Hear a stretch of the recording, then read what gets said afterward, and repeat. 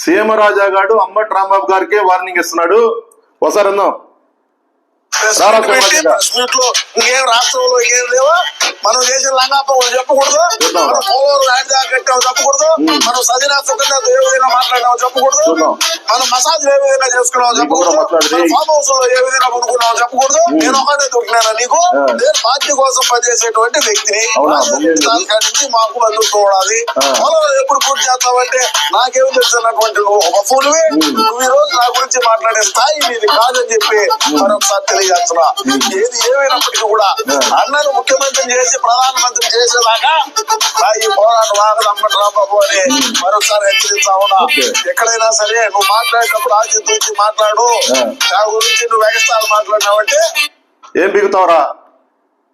మెళ్ళ వైఎస్ఆర్ కాంగ్రెస్ పార్టీ కండ వేసుకొని జగన్మోహన్ రెడ్డి గారి గురించి, మా వైసీపీ నాయకుల గురించి, అంబటి రాంబాబు గురించి ఇష్టానుసారంగా మాట్లాడితే కొడక మీరు చూస్తూ ఊరుకుంటా అనుకుంటావా? నా కొడక 4 వీడియోలు చేసుకొని 4 వ్యూస్ రాగానే దాన్ని చూసుకుని పెద్ద తోపుగా నువ్వు ఫీల్ అయితే అంబటి రాంబాబు రాష్ట్ర మంత్రిగా పనిచేశాడు రా.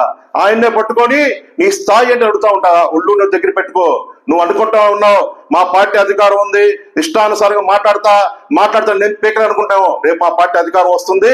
రేపు మా పార్టీ అధికారం మొదటి సంగతి తెలుస్తాం. కబద్దారు. జై హింద్, జై జగన్.